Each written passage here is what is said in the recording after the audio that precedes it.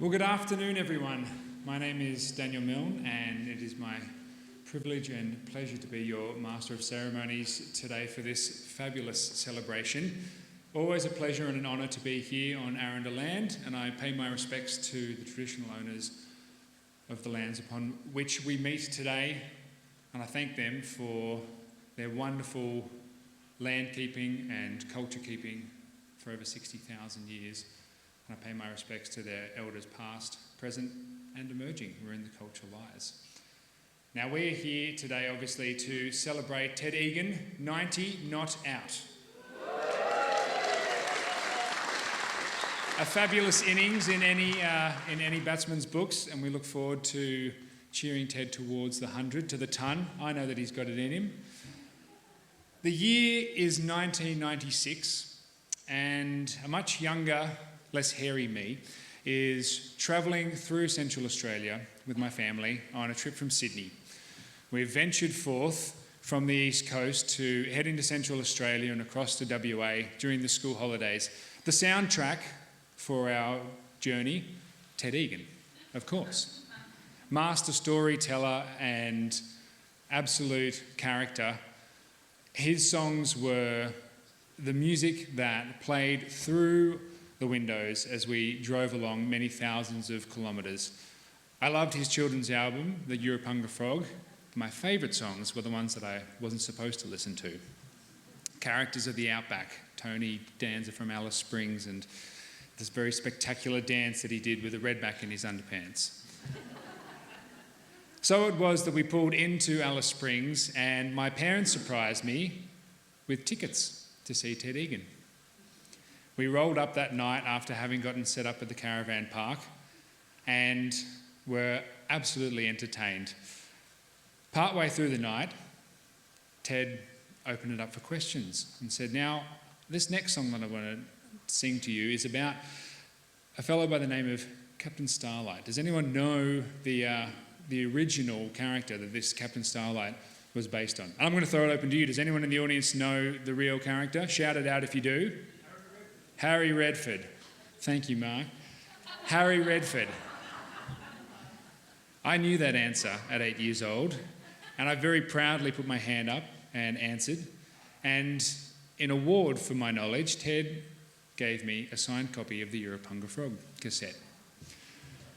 It's still there at home in prized possession.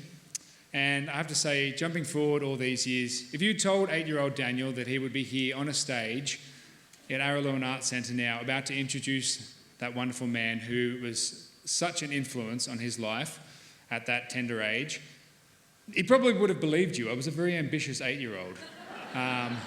Older me was a bit more cynical though. Nonetheless, it is a tremendous honour to introduce you and to welcome to the stage our guest of honour.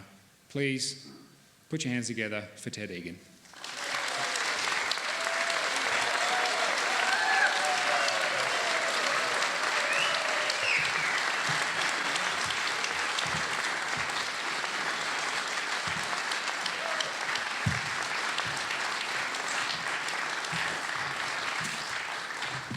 Now we're going to hear from Ted, and we're going to hear from some friends of his over the course of this afternoon.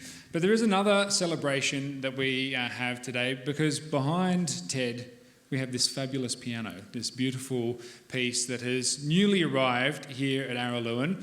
And on behalf of Friends of Araluen, we'd like to thank you all for coming, because we've put this together in tribute to Ted, and also to celebrate this brand new arrival. So if you haven't been following along, we needed $50,000 and Friends of Araluen have been fundraising and working incredibly hard over the last couple of years to raise this amount. I was told that when the expert from, or the person from Yamaha came up to deliver, and the technician to deliver this grand piano, they told them that this is actually the first time that a beautiful grand such as this has been bought from them through community fundraising, which is absolutely fabulous. It is no doubt going to be a treasured piece, and I think this is going to be a fabulous way to christen it and to welcome it. So I would like to invite to the stage Kalika and Anne Davis as well from Friends of Araluen. Where they are they? Here we are.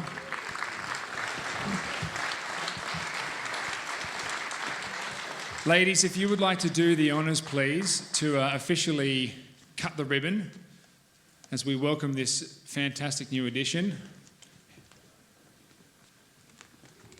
and unveil it for the first time on the Araluen stage. A round of applause for our fabulous new grand piano. It certainly is. Now we're going to put this to the test straight away with a rousing addition. Now you probably didn't think that you were going to be singing when you came to a concert. Well, good news, you are. So I would now like to welcome the Shavings to a men's choir to lead us in chorus, because we're going to sing Happy Birthday to the man of honour. Come on up, Ted. Everyone, the Shavings men's choir.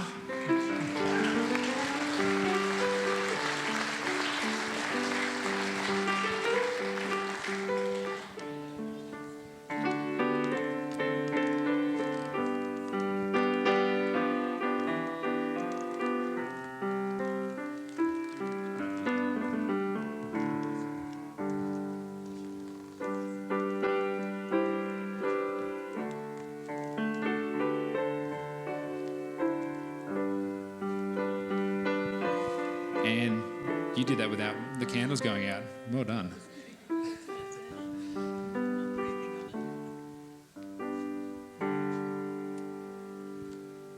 Happy birthday to you. Happy birthday to you. Happy birthday, dear Ted.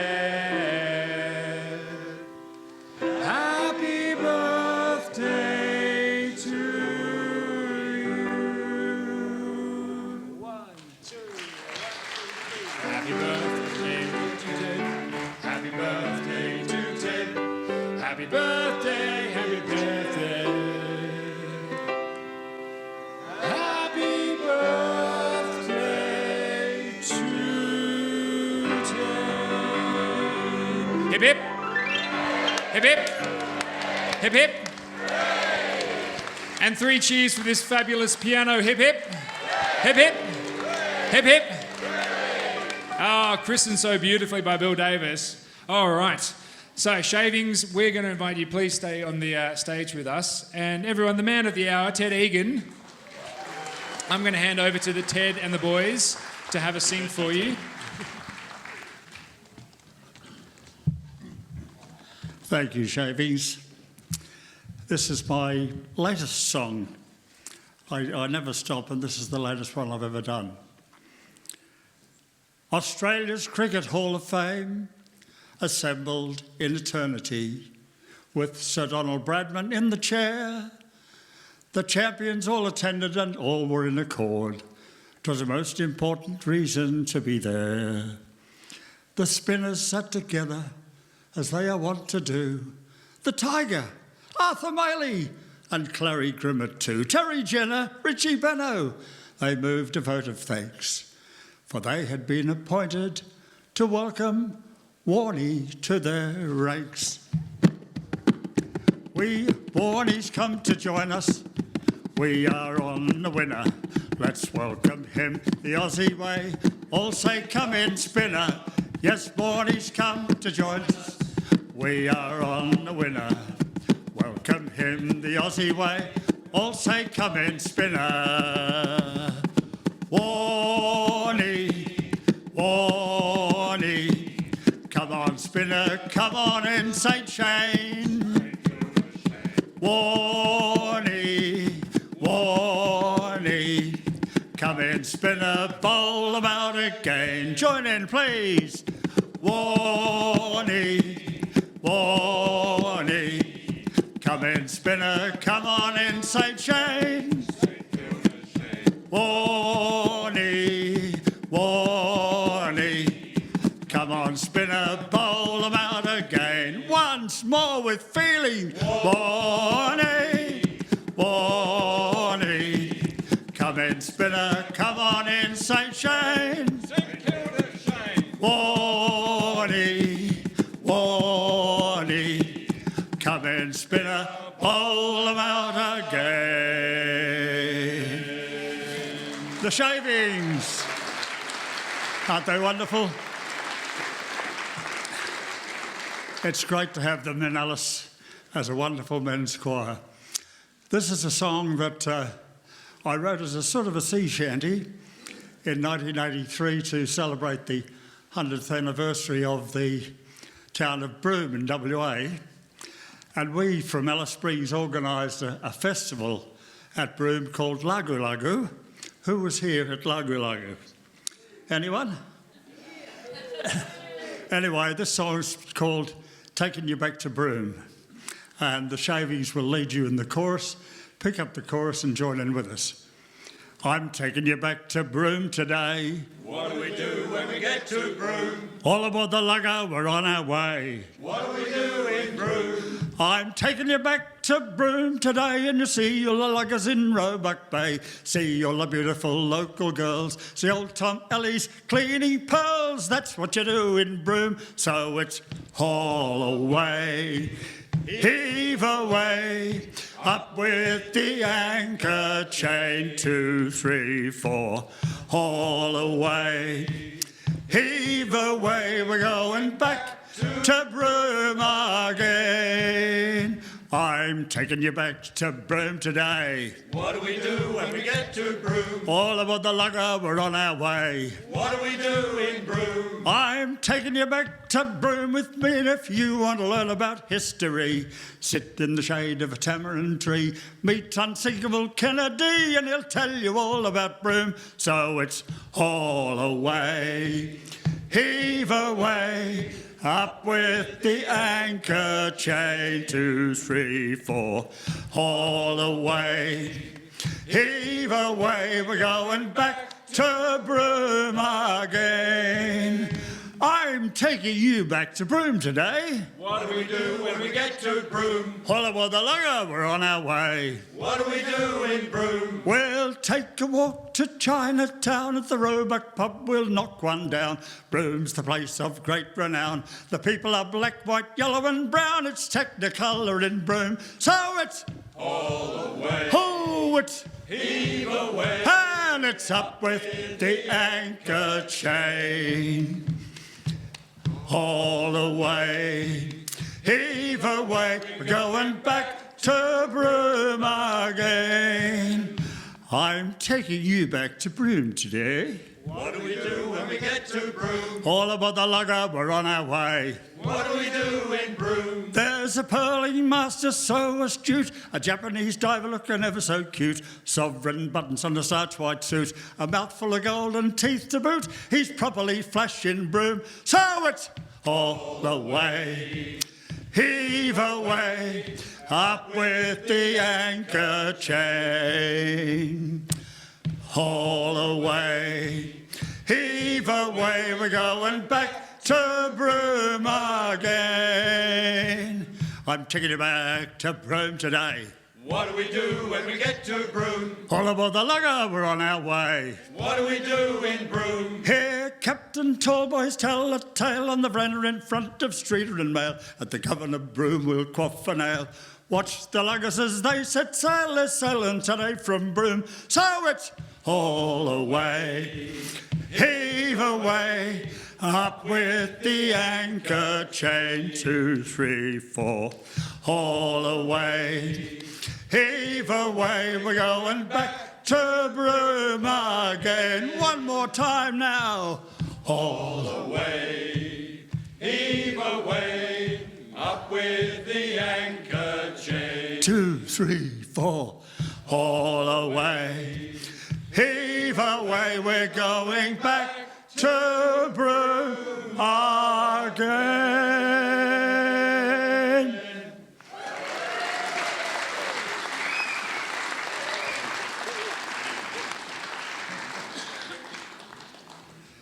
Now, we're going to be joined by Mr. Barry Skipsey. I'm going to have a charge. My daughter, Jackie, is here tonight. She says of me, he drinks the beer and he grubs the carton and he rubs it, scratches it and tickles it. Ladies and gentlemen, please welcome Barry Skipsy, otherwise known as Skip. And he's going to lead all of us in one of his anthem songs. The song's called Ocean Liner, ladies and gentlemen. 43 years ago, I was 22. The year was 1979. And I was working on a prawn trawler. I sat on the deck. This was in Western Australia, Exmouth Gulf. And I wrote this song. It was a song. It's turned into a shanty, and I'm very proud to say that it's performed around the world now by lots of shanty groups. And I'm absolutely thrilled to have my mates, the Shavings. Give them a round of applause behind me here. This wall of male testosterone here, male voice to help me sing this particular song, Ocean Liner. Now, I need a G.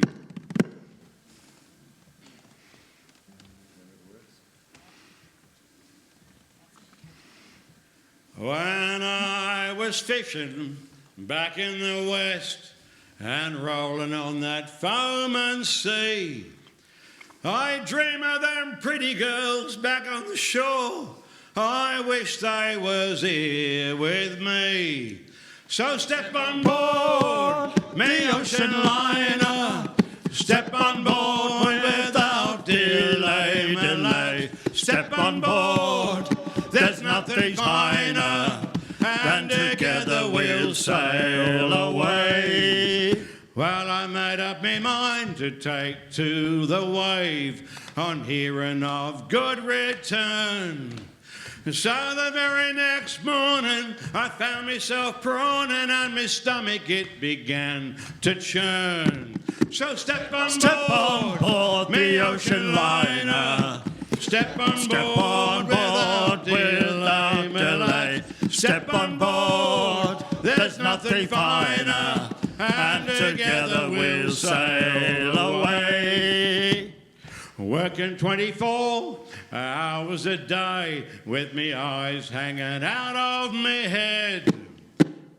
24 hours barely making a wage, and I wish I was back in me bed.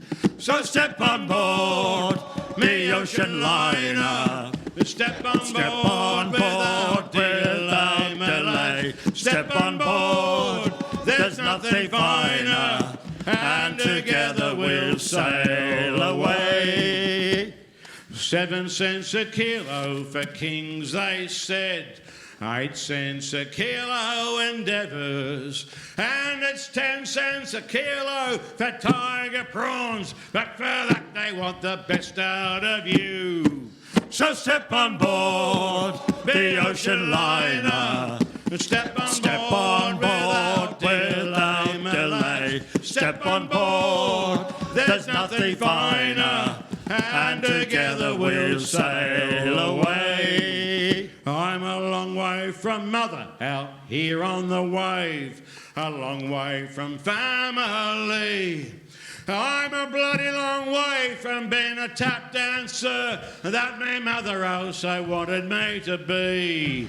So step on board the ocean liner, step on board without delay. Step on board, there's nothing finer, and together we'll sail away. Well, the skipper, a big man, he stands so high, his head pokes up through the rigging, and the crew, they're all draggos. They're so high, I think they've left the land of the living. So step on board, me ocean liner. Step on board without delay. Step on board, there's nothing finer, and together we'll sail away. So I'm eating and thinking and sorting prawns till they flaming well come out of me ears. And the cook is met in small ways than one. I think I'm on me very last run. So step on board the ocean liner, step on board without delay. Step on board, there's nothing finer, and together we'll sail away. Step on board, the ocean liner. Step on board, we're without delay. Step on board, there's nothing finer, and together we'll sail away. Skippy! Thank you. And the shavings. And the audience, lovely. Beautiful singing. Shavings, have a seat, lads. Thank you very much for your participation. The shavings. Go on, get another round of applause, please, folks, honestly. And I'm going to sit here now and enjoy Barry with a couple of his own, another one of his own songs, sorry. And he's got a special guest for us. Wonderful. Honestly, Ted, I'm thrilled to be here. I thank you for the honour to share the stage. He's looking good, isn't he, folks? He's looking good. He's looking good and sounding good. Feeling good. Rightio. This particular song, I'm just going to sneak in a quick song here. This one is entitled Laughter in the Air. It was written having read Fiona O'Loughlin, my good friend Fiona O'Loughlin, her first book, Me of the Never Never. I wrote this song having read her first book. I haven't read a second one yet. But there'll be quite a few of you in the audience, I would suggest, ladies and gentlemen, that would have seen Fiona here on stage many a time, yes? Yes. Absolutely. And if you're like me, you recall one of the last times she performed here, did her one-woman show here. She ran, at the end of the night, she ran from that side of the stage to that side of the stage, stark, bollard naked. Do you remember that? And we all went, what the hell was all that about? I'll be doing it today too.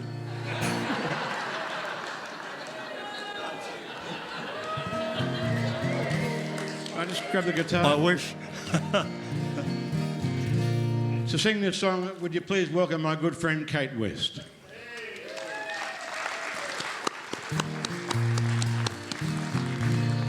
Now the chorus is, folks, the chorus is, we all ride that wave from cradle to grave. We crawl, we walk, we swim, we leave the shore. There are days when we seem to fly, and there are days to run and hide. But we'll hold it all together with the laughter in the air. Comes around a few times. I'd love you to join me, please. We all ride that wave from cradle to grave. We crawl, we walk, we swim, we leave the shore. There are days when we seem to fly, and there are days to run and hide, but we'll hold it all together with the laughter in the air. Laughing in the face of the devil, keep those evil eyes at bay. And as you step to the microphone, his cover will be blown. With laughter you get to fight another day. Yeah, we all ride that wave from cradle to grave. We crawl, we walk, we swim, we leave the shore. There are days when we seem to fly, there are days to run and hide, but we'll hold it all together with the laughter in the air. Laughing in the face of your troubles, under the spotlight on the stage. But when the curtains are open, your spirit will be joking, for laughter is the key to your cage. Yeah, we all ride that wave from cradle to grave. We crawl, we walk, we swim, we leave the shore. There are days when we seem to fly, and there are days to run and hide, but we'll hold it all together with the laughter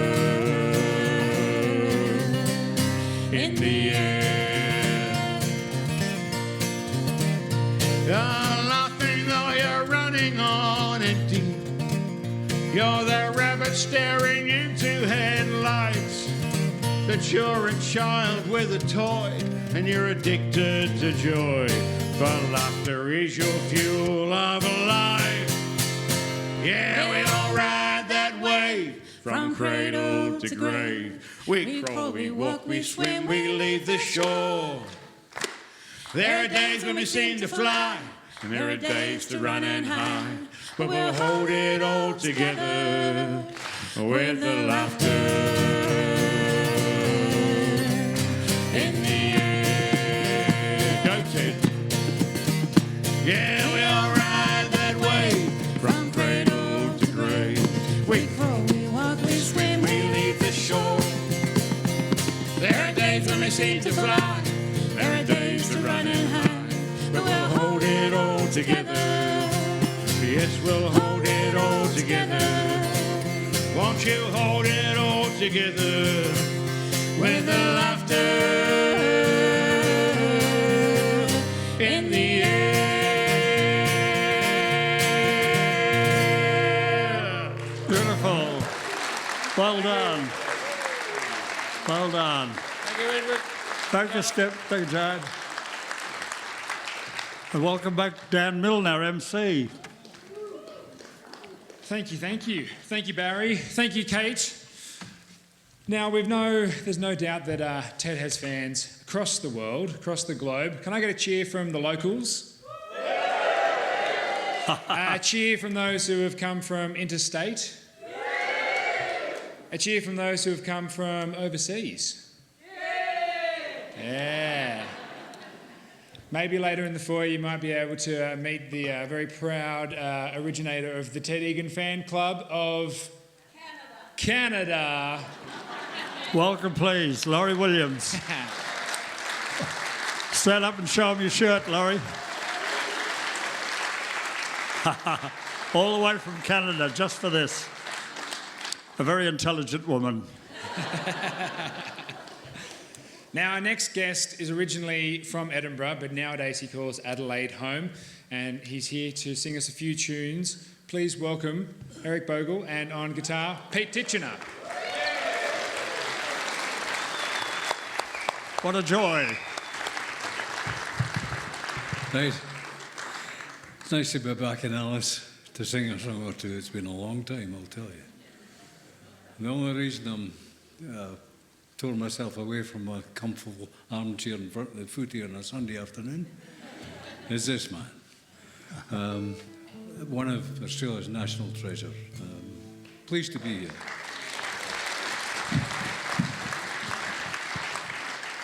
That's enough about him, now about me. That's why we're here. Those of you who have seen me before maybe will remember a fellow Scotsman who used to accompany a fellow called John Campbell Monroe. And John was a wonderful musician, player, singer, and he and I travelled together for nearly 40 years, inflicting our songs on innocent bystanders everywhere. And he was a brother. After 40 years, he got very close. John died 4 years ago, cancer. And this song is a tribute to our time together. I actually wrote it before John died. He and his wife moved from Adelaide, where he'd lived all his time since he came to Australia, to work in Darwin. And then they shifted back to Brisbane because his wife thought Adelaide was too cold.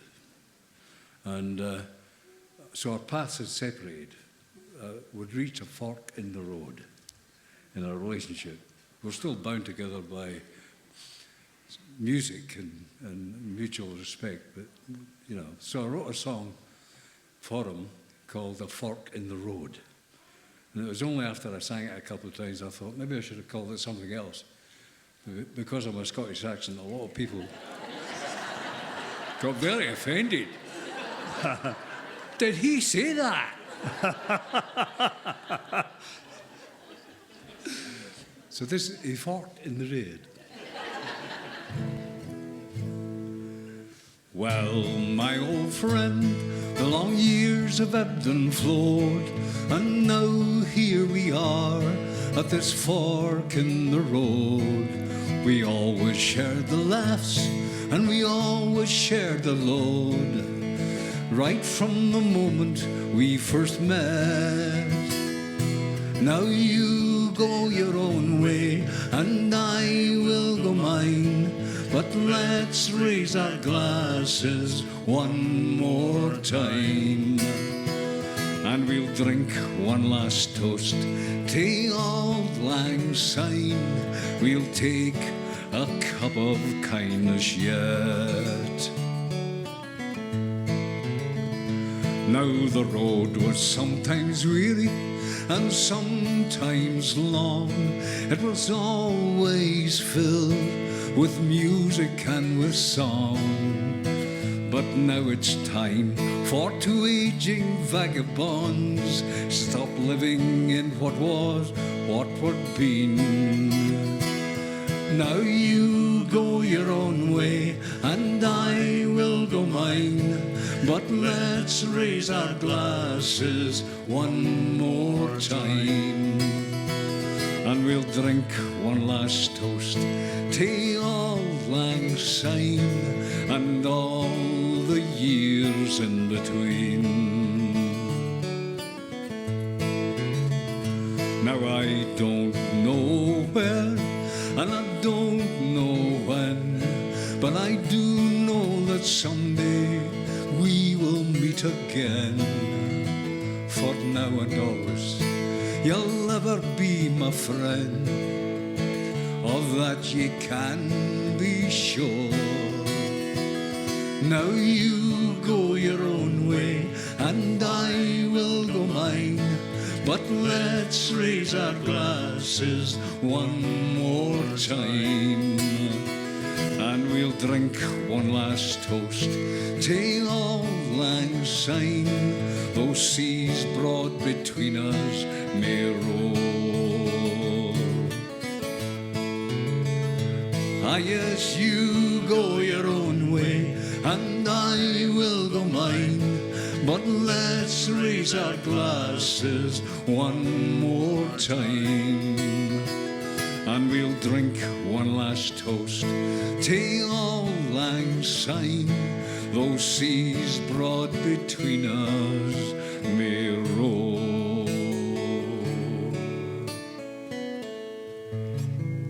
Beautiful, thank you, Jess. Thank you. Okay, you asked for this next one. I demanded this next You one. demanded it. Oh, it's Demanded. good. Yeah, go on. Well, now you sing it and I'll pass a comment at the end. But I demanded this song. It's my party. And it was a royal command as far as I was concerned. I wrote this song many years ago for Australia. I'd just finished a big tour of North America and I was away 3 months and as always, it's so good to get home. But this is the first time I really thought of Australia as my emotional home. It'd been my physical home for about 6 or 7 years, but when I used to be on the road and get homesick, my homesick dreams were of little whitewashed cottages in the Highlands of Scotland with heather everywhere and rain pissing down all the time. But this time my dreams were of sandy beaches and palm trees and drunks fighting in the street. Everything that meant Australia to me. And I wrote this wee song called Shelter, because home should always be shelter. Right, and that wee lassie agrees with me, or the wee laddie.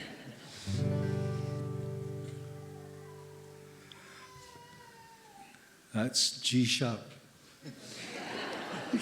Or VB. Okay. I am drowning in the sunshine as it pours down from the skies.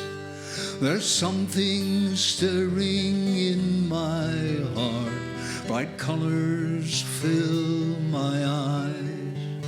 As from here to the far horizon.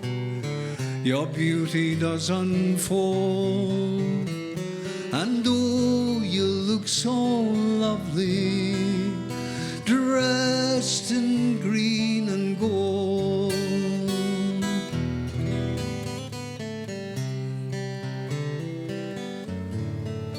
And I can almost touch the ocean, shimmering in the distant haze, as I stand here on this mountain, on this loveliest day of days.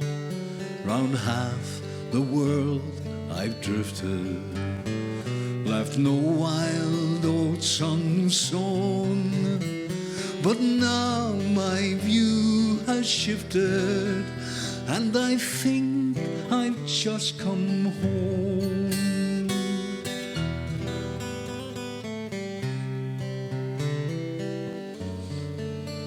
To the homeless and the hungry, may you always open doors.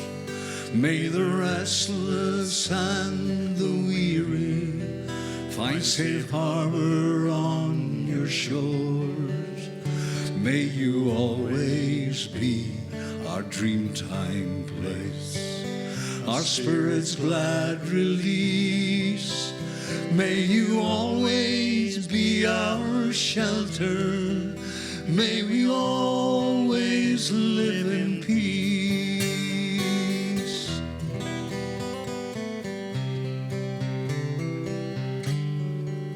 And so I'm drowning in the sunshine as it pours down from the skies. There's something stirring in my heart, bright colors fill my eyes, as from here to the far horizon your beauty does unfold. And oh, you look so lovely, dressed in green and gold, dressed in green and gold.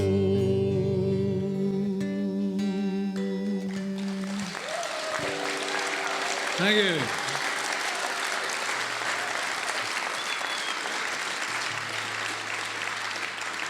Thank you, Eric and Peter. My comment, my aged but honest opinion is that that is the best song ever written by an Australian about Australia. Eric, don't go, please. Eric, don't go. Please, present. Laurie Williams, stand up again, Laurie, from Canada.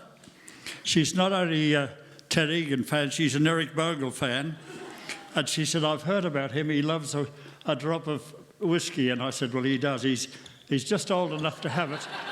So that's from Laurie Williams and me. And say thank you. Eric Bogle, what a man, eh? And thank you, Pete, for that beautiful accompaniment and harmony singing. Dan, what's happening? Good question. Let me consult my run sheet. It's Ted. Have we got an intruder, have we? This is, I hope not. Security. It's a ticketed event. This is Ted Egan. Yes. That's me. 90 not out. Birthday celebration. Bill, you can't be. Bill Hardy, you were my boss in Native Affairs in 1950. I thought you died years ago. No, can I come up and have a yarn? Are you dead or alive? No. Can you come up and have a yarn about the old days, mate? There's a chair. Let me grab a chair there. A chair for you, apparition ghost. Here we Wally, go. I sung that song about Warning. I said they assembled in eternity. Have you been in eternity? No, I'm 127 years old now. How are you? Well, you don't look a day over 91. Oh, what do I do with that? Well, that's called a microphone. Point the big end at your your chatterbox and All right. Oh, gee, that's loud, isn't it? And how is it in eternity, Bill? It's pretty good. I just thought I'd have one round of the territory before I finally went off Well, to you the certainly spirit know the world. territory. We first met at Boralula, didn't we? Way back in Boralula. Oh, back no. in the... Were Those you in were the the days. library and the jail there? When barmaids used to eat their young, we met at Boralula, yeah. We met at Boralula, up and down that river. Oh, mate. Crocodile shooting. Oh, the bullock bended a Bing Bong. It's gone now, yeah. And remember all those wonderful characters? You gave most of them their nicknames, didn't you? I probably did. Who were they now? I'll see Well- if I can remember. Well, there was the White Stallion. He got a bucket of flour thrown over him one day in an incongruous situation. That's right. There was the reluctant saddler who wasn't going to do the police saddle, so they put him in jail where he was given the job of doing the police And you saddles. remember the professor? How the can I forget professor? there were lots of professors. Which one? The one that we were reading. We were around the campfire one night, and the professor had been reading Darwin's Origin of the Species. He'd gone up to the library and he'd got the book out, and he was reading. And then he says, "Look here, I've been reading Darwin's Origin of the Species, and it says in here that if you keep on cutting the bullock's horns off, one time the bullocks will grow no more horns." And Evolution. And the old swamp hog was there, and Yeah. remember he was the one that had warts all over him, Yes. and we called him the swamp hog. Well, he said, "Oh, I don't know. He said, "They've been circumcising the Jews for thousands of years," he said, "but they still circumcise them, don't they?" I suppose so. And he'd got that book up at the library. We were all reading, weren't we? I read Gibbons's Rise and Fall of the Roman Empire. And you used to do Virgil's Aeneid too, quid pro quo and mutatis mutandis and all that. I thought that was Roger Jost that was doing Virgil's Well, he was your Aeneid. sparring partner, wasn't he? That's right. We used to write to the Northern Standard Yes. about anthropology. We were both experts, but he was the orang balander. Yes. Yes, it I'm was going to sing a song about him directly, so... about you can- Roger Jost. Yes. Well, what are your memories of Roger? Well, he lived in the rainwater tank. Well, so you should. A roundhouse will roll away. He lived in the With the- rainwater tank just down there below where the hotel was. Yes, and remember he had the little rainwater tank out the back, which he called the amenities block. Yeah, he was very fancy, wasn't Yes, he? it was old the dunny Roger? really, but he wouldn't use crude words like dunny, but Well, he it was the reckoned- amenities block. Well, he reckoned he'd read every book in the Boralula library, so he was an educated man. He was indeed. And his wife there, Biddy, she was with him there. She living was, in the yes. rainwater tank. Yeah, who was that other one? Jack Mulholland with these cars? Yeah, well, Jack Mulholland, he had that T Model Ford, and he Yes, used to he used drive to right start through the by bush in that T Model jacking up Ford. and he'd crank the wheel, back wheel and then let the jack down and drive off. Yeah. That's right. Yeah. This is fair dinkum. And we used to have the debates on Sunday morning at Boralula. Yep, under a tree. Oh, remember the one where it was Gray versus Browning? And Roger did the elegy in a churchyard. He was a great Gray fan, yeah. Yeah, he was. They were good. And you know how I finished up in the library in the jail?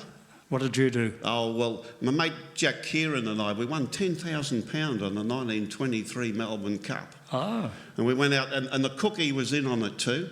I said to him, £10,000, what are you going to do with your £10,000? And he said, well, Bill, he said, I'm going to go to Melbourne and I'm going to spend it all. I'm going to have a bonza time and then I'm going to shoot myself. And that's what he did. Well, why not? Go out laughing. Yeah. But we got the cattle stationed at 17 years and we had no money, so we pinched a few cattle off Creswell Downs and they put us in the jail. And borrowing the cattle, weren't you? Just we're borrowing. borrowing them permanently. His motto was leave your chequebook at home and keep your branding iron hot. But how long are you in town for, Bill? Well, look, I was going to go back up north tomorrow, but I just saw in the newspaper here that there's some guy called Jan, and he's doing a show here next week, and he's going to impersonate B. I've heard of this fella, Jan Wazitsky or something. Something like that, and he's going to impersonate me, so I'll stick around and I'll go and see that show and maybe give him a few tips. Oh, I'll come along because I remember Jan Wazitsky. He's got a Scottish mother and a Polish father. He's like a caber, Scottish Pole, and I've heard about it, but I didn't know he was going to impersonate you. Well, I've heard that. I'm going to come along and have a look. But what's your song about Roger Jost? I'm going to sing it now if you take that mic with you and sit down and have a listen. I'll Bring take back the some mic. fond memories for you. Ladies Okay. and gentlemen, Bill Harney, back from eternity. Thanks, Ted. And he's going to check out this Jan Wazitsky fella next weekend at Wichita's. Right, Roger Jost. Can we have an image up on the screen for Roger Joes? This is the greatest character I ever met, and he's the subject of the first song I ever wrote. I used to sing all the old West favourites like Cool Water and Mule Train. Then I realised I was surrounded by these incredible larger-than-life characters, and principal among them was Roger Joes. I need to tell you a little bit about him. He's on the... There he is cutting his water, and he was so eccentric. He had a theory about everything, and he, as Bill Harney just mentioned, he used to live in an upturned rainwater tank, because he said, if you live in these flat houses, they just fall over in a cyclone. He said, in a roundhouse, you roll along. So that was... In the winter, in the hottest day in summer, he'd always have 3 of those old grey singlet things and an army greatcoat and a pillowcase round his head. He said, silly Australians, he said, they take off their clothes. He said, the Arabs don't, do they? Roger had a theory about everything, and he didn't have a nickname, though, and I heard someone call him a Death Adder one day, and I thought, how dare you? And my song is titled, Roger Was No Death Adder. A couple more things about him, or it won't make any sense. Someone said to me, he's so eccentric, he takes strychnine for his heart. And I said, oh, bullshit. They said, he does. So anyway, Hector Anderson and I went out and rode out, we shot a killer, we cut it up, and I took back the beef, all in our pack bags, and I took over a bag of salt meat and a bag of fresh meat for Roger over in his rainwater tank, and I walked across the aerodrome. And I paused at his camp because he's sitting there talking to himself. And I waited for a while. And I walked in and I said, excuse me, old man, I bought you some beef. He said, oh, thank you, young man. He said, I often sit here and crave one of the master's oxen. And unfortunately, I usually have to go and slaughter yet another poor unfortunate marsupial. But he put the meat away and I said, Roger, you were talking to yourself. He said, yes. He said, ever since I developed my superiority complex, he said, it's nice to talk to an intelligent person now and again. I wasn't sure how to take that one. But I said to him, everyone says you take strychnine. He said, yes, I do, every Tuesday morning. He said, the Aztecs used to take it as a heart stimulant. Not an overdose, just a small amount. I didn't believe it, of course. I said, can I watch you? He said, Tuesday morning. So the next Tuesday, over I go, and he took me out into the middle of the airstrip. I said, what are we doing out here? He said, Christ, he said, you wouldn't want to bump your head on a bloody tree when you take this stuff. He said, stand back, give me room. So he's got this bottle of strychnine and a spoon, and he shut it, and he shook, and he said, feel this, boom, boom, boom. And he lived to his late 70s, but please don't go home and try it today. And hopefully the song will make a bit of sense now. Roger liked to drink a little mether with his dinner, a spoonful of strychnine was suddenly a winner, a rum and a Johnny cake served for his tea. He said, Boralula is the place for me. Roger Joes lived terrible close to a place called Boralula. Folks call Roger the old Death Adder, but don't let that fact fool ya. A Death Adder is a lazy snake, to sit and never a move he'll make, until he bites you for a drink, then he'll move a lot faster than he'd think. Oh, Roger was only a little bloke, and he carted all his water on a Chinaman's yoke. Round his shoulders his hair hung loose, near the pillowcase which made a good burnoose. Hey, wore a heavy coat on the hottest day, so that was the way to keep the sun away. On his feet were strips of wallaby skin, chasing wallabies kept all Roger thin. And Roger liked to drink a little mether with his dinner, a spoonful of strychnine was certainly a winner, a rum and a Johnny cake served for his tea. He said, Boralula is the place for me. Oh, he lived in an upturned rainwater tank, and a house that would roll was as safe as a bank in a cyclone. Willy, willy, cockeye bob, a house that would roll was just the job. He went to jail a couple of times, which he'd hardly call the reasons crimes. Shared with the black man a bottle of drink, did 6 months in the local clink. On another occasion, he got in strife just for living with his Aboriginal wife. Didn't worry Roger, happy was he, came back to Boralula when he was free. And Roger liked to drink a little mether with his dinner, a spoonful of strychnine was suddenly a winner, a rum and a Johnny cake served for his tea. He said, Boralula is the place for me. In another place, another age, Roger would have been treated like a sage. Plato and Socrates out at the loo, and probably been called Death Adders too. For Roger liked astrology, history, anthropology, poetry, politics, and theology, geography, philosophy. He'd read of all of these, like to sit and argue underneath the shady trees. He'd a long grey beard and a glittering eye, but Roger never ever worked for a boss. A long grey beard and a glittering eye, but he wouldn't have shot the albatross. For Roger liked to drink a little method with his dinner, a spoonful of stricken and was certainly a winner, a rum and a Johnny cake served for his tea. And he said, Boralula is the place for me.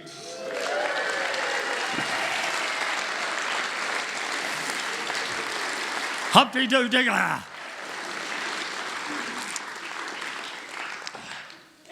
Yes, I write songs about characters. I've done 31 albums of songs. It's about 350 songs registered with APRA. And we checked one day, and about 80% of them are about people, real people that I've met. I usually don't write songs to put people down, but to record their qualities that I find admirable among them. And speaking of characters, I want to mention a few people here today. First and foremost, my beloved Neris. Without her, I'd be nowhere and nothing. My family members who've come back today, Mark and Lulu are down from Broome, Jackie's up from Coffin Bay. Dear Mary Meldrum, I think, is in the audience today. Mary's a young girl, she's 88 years of age, one of the great local identities. And we've got one of our youngest new babies born in Alice Springs, young Briar's here tonight with her parents, Jack and Dan Milne. Briar is born, how old, Jack? She's 4 weeks today. 4 weeks today. So now, Laurie Williams has, as I've mentioned, come from Canada for this. There's bravery. And the two Anns have come from WA. They've known Neris longer than they've known me, because they're old folk friends from WA. There's Anne Fitton and Annie Hoare. Welcome, you girls. And they've worked so hard helping us celebrate this week of birthday celebrations. And Aurora is here today, yes. Little Aurora's now how old? Yes, Aurora's the granddaughter of Jackie's partner Graham, who's sad. He's here with us in spirit, and I'm holding his with his stubby holder which says, "Fly free, Mr. G." And his lovely granddaughter Aurora is here today. Just take it easy on her because she barracks for Carlton, and that's a bit of a worry, but she'll learn some sense later on in life. Anyone I've missed, Neris? Yes, we usually go to gatherings now where we only know 5% of the people. Today we know 95% of you, and that's bloody good. So here's my song, The Characters of the Outback, which I know our MC Dan likes, and I'm going to sing it for you. Talk about them above, characters in the outback. No. You meet them as you're travelling through the bush. You find them in the scrub or they're drinking in the pub. And if you don't watch out, you finish up a member of the Characters Club. Oh, talk about them above, characters in the outback. Oh, you meet them as you're travelling through the bush. There's shearers, drovers, something or other, in the outback of Australia. I asked an old Aboriginal bloke why they called him Gallopin' Jack. He told me a buffalo chased him one day on the Jim track. The lowest limb on the only tree was 14 foot from the ground. Jack jumped for the branch and missed, but he caught it on the way down. Talk about them above, characters in the outback. Oh, you meet them as you're travelling through the bush. Oh, the oracle says, now listen to me. Machine Gun Billy says, to be in the outback of Australia. Got a Chinese mate up in Darwin by the name of Eddie Kwong. We call him the Yellow Peril, and that's why he's in this song. Quongy says that he never eats rice. Fair enough, I suppose. He said, I only ever had one bowl, and look what happened to me eyes and me nose. Talk about a mob of characters in the outback. Well, you meet 'em as you're travelling through the bush. There's the Singapore ant and Disaster Dick, and the old-born loser can't take a trick in the outback of Australia. Mick the miser came from the Isa, very tight fellow with a quid. When the price of Epsom salts went up, do you know what old Mick did? If his kids had constipation, he'd lock 'em in a room so dark, then he'd tell 'em a terrible ghost yarn and let nature make her mark. Talk about a mob of characters in the outback. Well, you meet 'em as you're travelling through the bush. There's drovers, shearers, something or other. Reckon you could ride something cooks. Reckon you could ride 1,000 books in the outback of Australia. This is a very sad verse. Can I have a bit of an ah? Tony Davis from Alice Springs did a very spectacular dance. Got bitten on the dick by a redback spider that was lurking in his underpants. So he called up the flying doctor. He said, there's so much pain, I'm yelling. So, doctor, take away the pain, but can I keep the swelling? Talk about a mob of characters in the outback. Well, you meet 'em as you're travelling through the bush. There's shearers, something, drovers, cooks. Reckon you could ride 1,000 books in the outback of Australia. In the outback of Australia. Ba-da-da-da-dum.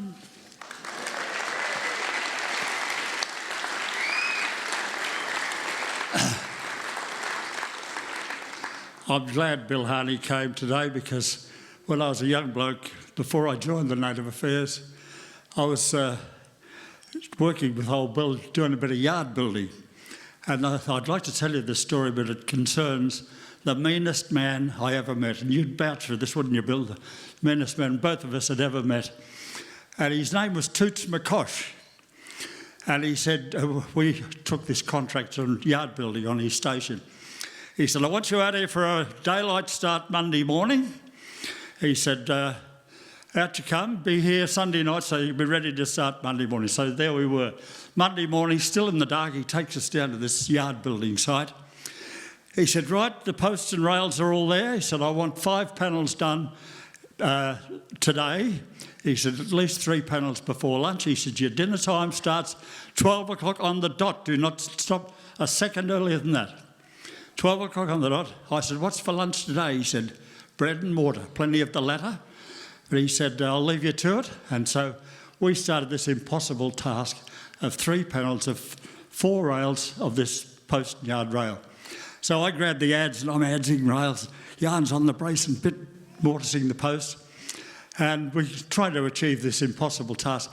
And old Toots, very nonchalantly, walks back to the homestead, whistling. And his wife said, oh, Toots, she said, I saw you coming up, darling. She said, the pump on over the well is broken. He said, can you fix it? Now, an indication of how mean this man, the meanest man I ever met, was, he had this well and a little hand pump on the top, and his poor wife, who has only one leg, she used to go out on her crutches with a bucket, and she'd have to pump a bucket full of water, and then with her crutches and holding the bucket, this is no mean task, back to the homestead. So anyway, the handle's broken on the pump. So Toots, he gets out on the top of the well, he's tinkering away with his handle, and he lost his balance. Boom, boom, boom, into the well, down he goes, hits the bloody water 50 feet down, and it's piercingly cold, and he's not a strong swimmer. So he roars, help, help! By this time, his wife is over in the homestead ironing, and she hears this voice, help, help! And she's hopped out and she's, where are you, darling? Where are you? She's, help, help. So she raced to the top of the well. She said, are you down there? He said, yes, yes, stupid woman, get me out of here. She said, what do you want me to do? He said, do something. She said, will I run down to the yard and get those 2 young fellas, Ted and Bill? Will I come and get them to give you a hand to get out of the well? He said, what time is it? She said, it's 20 to 12, darling. He said, well, I'll swim round for 20 minutes. They can get me out in their lunchtime. Cheers. That's a true story, wasn't it, Bill? Where is he? He's gone back to eternity. Oh. Hope he goes well. What am I saying? Yes. I first went to Darwin when I was 17. And I met some amazing women very early in my time. And I loved the company of really smart women. And this particular one I want to sing for you now, her name was Alyandabu. And the first couple of days I noticed her every day. She used to walk down from Vesties Hill, out where the Darwin High School is now. She used to walk down the road, Vesties Road, and then past the government gardens, walk in. Everyone would offer her a lift. She said, no, I'm fine. She used to smoke her pipe. And she was an old tribal woman. And I came to know her very, very well. And I am so thrilled that nowadays I have 2 honorifics after my name. And I'm very proud and privileged and yet humbled by that fact. I'm an AO in the Order of Australia, and I'm also NK, Namayuk Kwaruk, which was an honorific bestowed on me by the Kungarakung people of the top end. And this woman, Alyandabu, belonged to the Kungarakung. And she should have hated white people, because when she was about 12, a group of white prospectors came to her tribe's region, and they handed out a sad but often given present in those days, a bag of poisoned flour. And a lot of her family and relatives cooked up into dampers and ate this poisoned flour. And those that didn't survive eating the poisoned flour were shot by a policeman who was accompanying these. It's the sort of thing that we must come to acknowledge in this truth-telling that we must do in Australia. Anyway, she should have hated white people, but she didn't. She ran away with 2 elders, and she survived. And when she was 17, she met a white man named Steve McGuinness. And she not only met him, but she married him, and it was most unusual in those days. And they had 5 wonderful children together, and they were reared beautifully in that Steve McGuinness was atypical. He was a well-educated Irishman, and he taught the kids to read and write and speak impeccable English. And the McGuinness family to this day, they all love crossword puzzles because he introduced that to them. Alyandabu taught them the Kungarakung language and how to live off the land, so it was a perfect upbringing and perfect family life, because they earned big money in that they were discussing a mineral called tin one day, and she said, that's what those bloody those prospectors were after. So she took Steve McGuinness to a place which today is called the Lucy Mine, because when she married McGuinness, she was, as well as Alyandabu, she was known as Lucy McGuinness. So the Lucy Mine is still there in the national park up there to this day. And life was going along beautifully with their 5 kids, and then Steve McGuinness died. And of course, being a full-blood Aboriginal person, she's no longer a privileged citizen. She's got no citizenship rights at all. And the government moved in, not only took away her mine from her, they took her 2 youngest children and took them to the Carlin compound in Darwin, 50 miles away. And Darwin was strange country to her, but she went in because often women never saw their children again. But she went in and took a job as a laundress at the Darwin Hospital, and to be near her children. And she lived a long life, and she more or less lived happily ever afterwards. And her name was Alyandabu, and this is my song, my tribute to her. Straight out of a Drysdale canvas you walked, down Vesties Hill, past the government gardens and right on into town. Straight as a spear shaft, wide-brimmed hat, tall and proud and black. It's one of the many roads that you've walked down. And I wonder what you're thinking about as you walk on through your life. Are you thinking about the Irishman who took you as his wife? The kids you bore, the things you saw, the hard times you were made to endure. What's your story? What's your story? Alyandabu. When you were young, you saw your tribe wiped out, all your people killed. Poison flower and bullets were their fate. But you survived, and in your life a laughing Irishman arrived. You both shared a life that knew no hate. Oh, you found the famous Lucy mine, shared it with your man. Raised 5 kids, but then disaster came. McGuinness died, officials tried to take your children from you. They wanted both your family and your claim. And I wonder what you're thinking about as you walk on through your life. Are you thinking about the Irishman who took you as his wife? The kids you bore, the things you saw, the hard times you were made to endure. What's your story? Alyandabu. Into Darwin town you came, fighting for your rights, battling to keep your family by your side. Today you'd be so proud of them, descendants by the mile. You taught them all about a thing called pride. If you were white, they'd call you a pioneer, then suburb after you. But you're forgotten by the ones who took your land. But those who knew you knew your worth, and we cherish private thoughts and memories strangers couldn't understand. Wonder what you're thinking about as you walk on through your life. Are you thinking about the Irishman who took you as his wife? The kids you bore, the things you saw, the hard times you were made to endure. What's your story? What's your story? Alyandabu.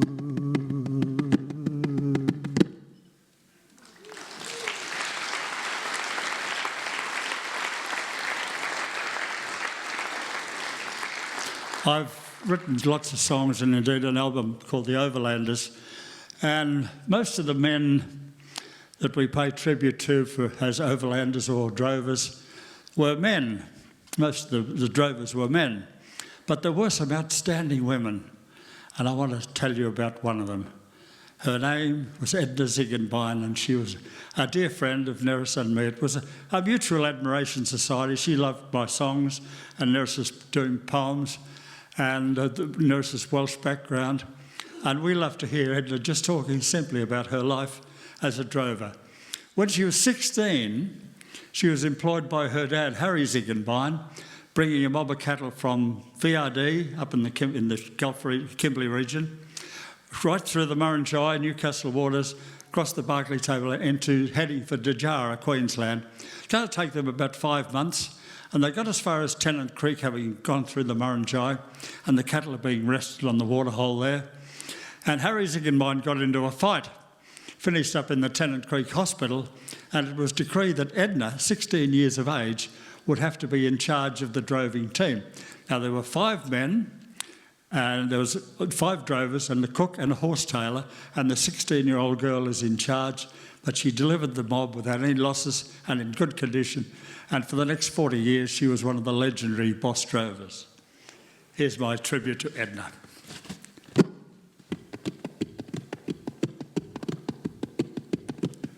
I'll tell you about a mate of mine, dear old Edna Ziegenbein.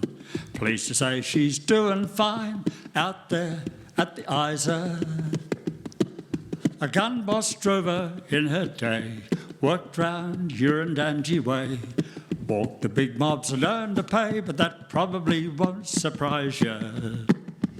Oh, the droving days are over, it's time to take a look at little old Edna Ziegenbein. She's a walk-up history book.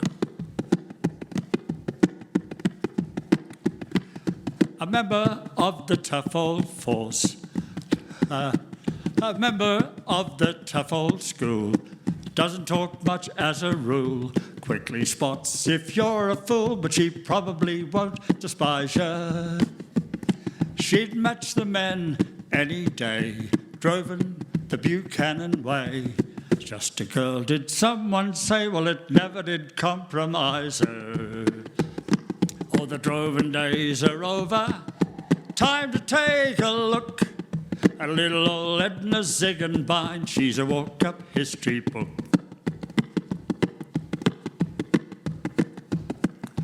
Edna says, I must confess, it's 40 years since I wore a dress. Doesn't bring unhappiness to that rugged old bush survivor. She's generous beyond belief. You'd never dare call her a thief.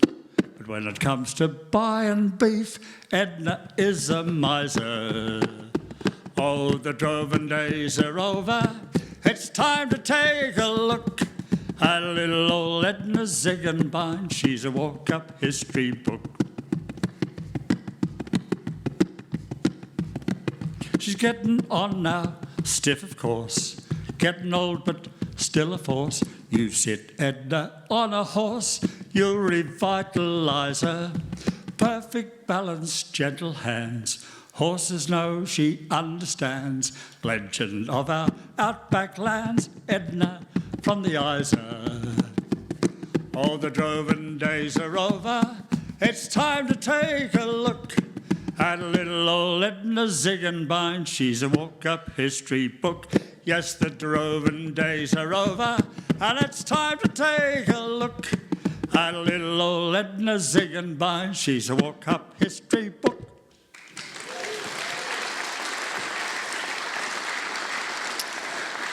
Here's to you, Edna.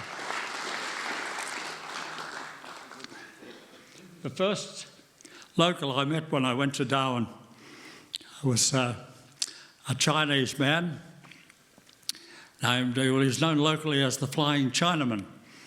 His correct name was Chin Chu Hung, but his anglicised name, they're a bit like West Indies cricketers, they've all got flash English names, the Darwin chose. He was Ronald Gordon Chin, and he used to somewhat bewilder people. He'd say, look at me, you might think I'm Chinese, but I'm really Scottish, Ronald Gordon McChin.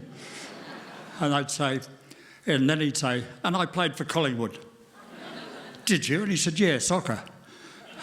When he was in the Air Force, he played for Collingwood Presbyterian Church soccer team, so he played for Collingwood. But his wonderful old grandmother, Granny Lam Loy, was one of the great identities of Darwin. She used to go into town every day with the old Chinese bamboo pole and selling vegetables and eggs and salty plums for the kids. And she was a much-loved person. And when the war broke out, they demanded that all civilians leave, and she said, I've got to look after the Chinese temple, so she stayed in Darwin. And she lived to 97, and I used to love being... She didn't speak much English, but she was renowned as a gardener and as a worker, and as one of the great identities of the territory. Granny Lam Loy.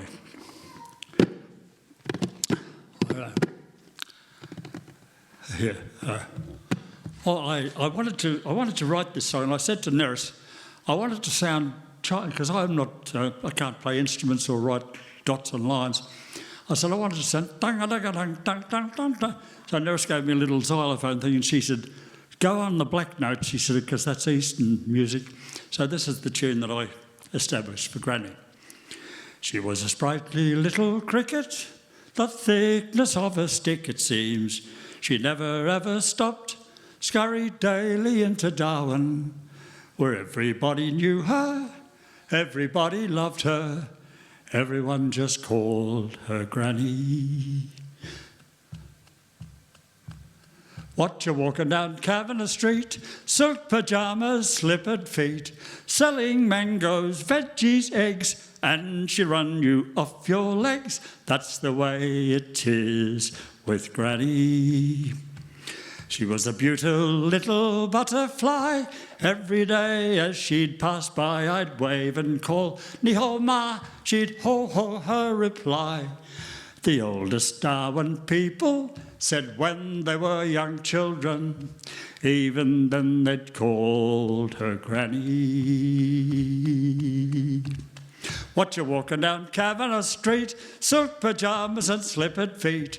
Watch her go every day to the Joss house, time to pray. That's the way it is with Granny. She was a funny little kitten, Hard work had made her fit, and she'd come down to Australia from China as a child. She lived to 97, surrounded by her family, and everyone just called her Granny. Watch her walking down Kavanagh Street, silk pyjamas and slippered feet. Watch her go, and see every day, watch her selling, waving to the kids at school. That's the way it is with Granny. And when Granny died in Darwin, we took her for a ride to every single place she'd lived in her long and active life. The Darwin traffic halted, the policemen all saluted, and everybody waved to Granny. Watch her driving down Kavanagh Street, silk pyjamas and slippered feet. Lee Hang Gong, Yot Chong Lung, there's her grandson Chin Chu Hung. Everybody waved to Granny. Hai Gin Kui Hang Do Hong Yan Gai, Jack and Gao Cho Sam To Hai. There's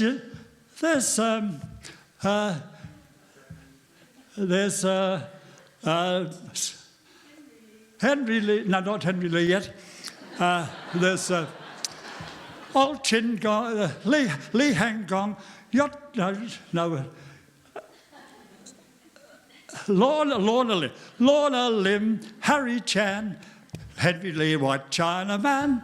Everybody waved to Granny. Hai Gin Kui Hang Do Hong Yan Gai, Jack and Gao Cho Sam To Hai. Lee Hang Gong, Yot Chong, I've done the. There's a grandson, Chin Chu Hong. Everybody waved to Granny.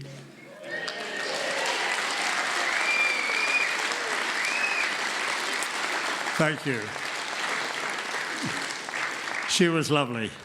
We interviewed her one day and she's talking about the old days in Darwin. And she's talking in Cantonese. And Ronnie was translating, he was interpreting for me. And I'm just asking the questions. And she said, let me tell you about all the opium sellers. He said, I think we'll terminate this interview right now. I'd like now to pay a tribute to the many hundreds, I guess, of Aboriginal girls and women who took part in the biggest movement of stock that Australia, the world, has ever known. It didn't happen in North America or China or South America, it happened in Australia. And hundreds of thousands of cattle were moved north to set up these big stations, and then year by year the progeny were brought back, taken north by the overlanders, brought back by the drovers. And I'd written a few songs about cattle drovers, mainly men. And this old woman on the station one day, she said, you're the one who wrote the song, isn't it? And I said, yeah. She said, when are you going to write a song about we fellas, we women's? I said, what did you do? And she said, well, we born in the cattle, we stockmen. I said, well, you'll need to tell me about yourself. So they did, over a few ensuing years. And I was just taking these notes and thinking my thoughts. And they started mentioning places that I thought they wouldn't even know existed, places like Goulburn and Midland Junction in WA, and inferring that they'd been there. And I said, hang on, you can't have been there working cattle. I said, because there's a law. I work for the government, and there's a law that says that Aboriginal women are not allowed to work as cattle drovers because of all the cruelty and bestiality of the early days. And the same woman said to me, well, she said, we was here, you weren't here when that law came in, were you? I said, no. And she said, well, when that new law came in for no women's, she said, the men, and she used language like this with no vitriol, no rancour. She said, the white men who owned us, the white men heard about this new law and they cut off our hair. She said, we were wearing trouser shirts, same as the men, and hats. And they said to her, right, now you're Jeffrey, you're Ronnie, you're Leslie, you're Tommy. If a policeman asks you, just tell him your name, that's all, nothing more. So she said, we've got these new names. I knew I wanted to write something, and I was having lunch with Peter Forrest one day here at the Overlander Steakhouse, and he said, what are you writing these days? And I said, oh, this, that, and the other. I said, but I've got a song in there that I said, you'll understand the background of this. I said, where the Aboriginal women were masqueraded as males to be with the droving teams. He said, the drover's boy. And I said, I ordered the best bottle of wine. I said, you sit here and have that bottle of wine. I said, I'm going. I'll see you later this afternoon. So later that afternoon, I raced back. I was living at the Stewart Arms at that time. I raced back to the Stewart Arms, got out my cassette recorder, and at about 4 o'clock that afternoon, I took him by my song, and it's titled The Drover's Boy.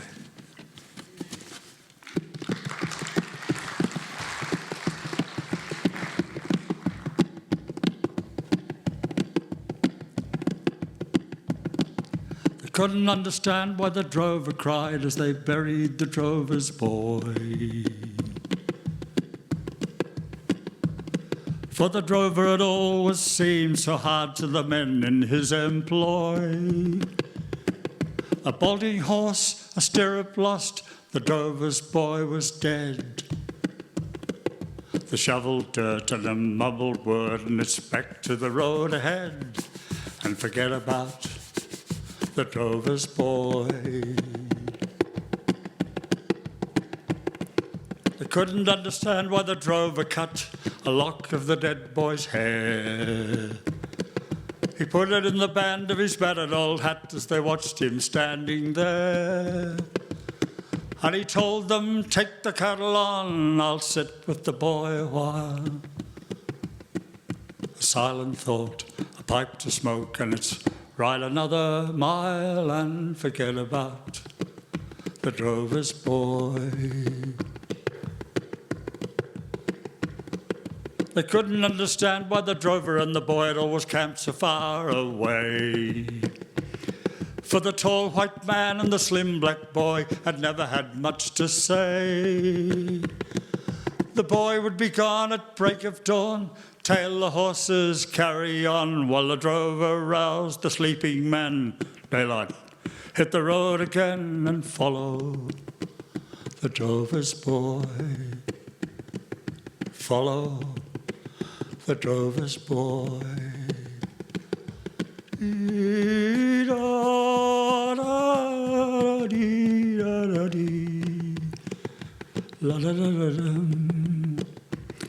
In the Camberwheel pub they talked about the death of the drover's boy. They drank their rum with a stranger who'd come from a Kimberley run, Fitzroy. And he told of the massacre in the west, barest details, guess the rest. Shoot the bucks, grab a gin, cut her hair, break her in and call her a boy, the drover's boy. Call her a boy, the drover's boy.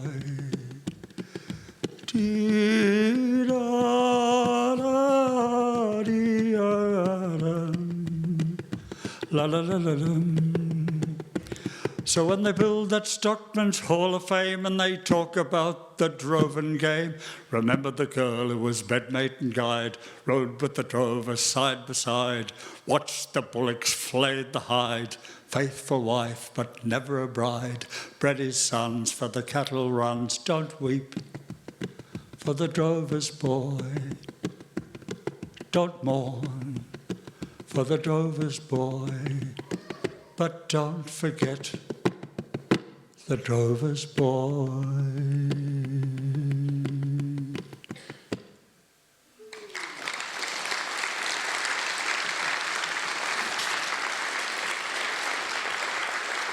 Thank you. Thank you. Yes, we tried to make the film, but we didn't get there. It'll happen one day because I don't own history, and that's a story that deserves to be told, and sensitively, properly, and in true admiration for the role that they played. And women have been so important in this country. They've come from every direction.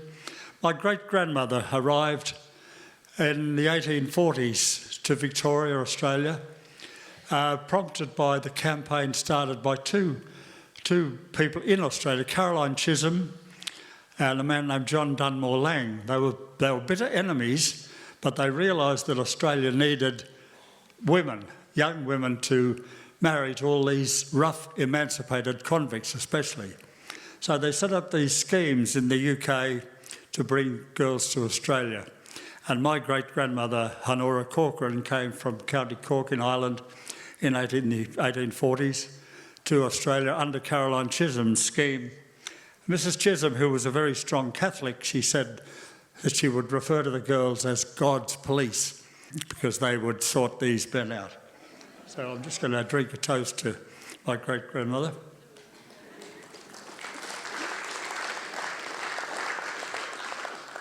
And sing my song, God's Police. Female immigration to the great new southern nation was the message on the posters, and the passage it was free. So an agonising choice was made by many starving families. Their daughters would be sent across the sea. God's police, said Mrs. Chisholm, that's what their role will be. We will marry them to all those lawless men. God-fearing girls aplenty we want for every colony, but they will never see their homes again. Here's the chorus. You'll never ever see your home again. You will travel to Australia, to a land of lawless men. The weather and the work will make you old before your time, and you'll never ever see your home again. Give it a try. You will never ever see your home again. You will travel to Australia, to a land of lawless men. The weather and the work will make you old before your time, and you'll never ever see your home again. Herded in like cattle as the ship ploughed to the south, seasick and depressed, confused in hearts and mind, they tried to keep their spirits up with prayer and speculation, but they'd no idea the kind of life they'd find. Now you girls, said Mrs. Chisholm, don't judge this place too fast. It's nothing like the British Isles, but then there's a brand new life that's full of hope for every one of you. But you will never see your homes again. You will never ever see your homes again. You will travel to Australia, to a land of lawless men. The weather and the work will make you old before your time, and you'll never ever see your home again. There was never any question that all of them would wed, so they did, and they dispersed to different kinds of fates, with their farmers and their station hands, men who dug for gold, a motley crew of rough and ready mates. But the clever Mrs. Chisholm had surely chosen well. Their presence was to stabilise the men. They thrived and bore their children and came to love Australia, but they never ever saw their homes again. You will never ever see your home again. You will travel to Australia, to a land of lawless men. The weather and the work will make you old before your time, and you'll never ever see your home again.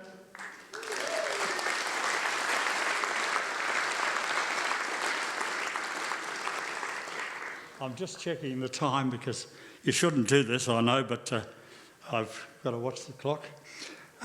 This song has relevance today, I think. I like to think. It's called She's Australian.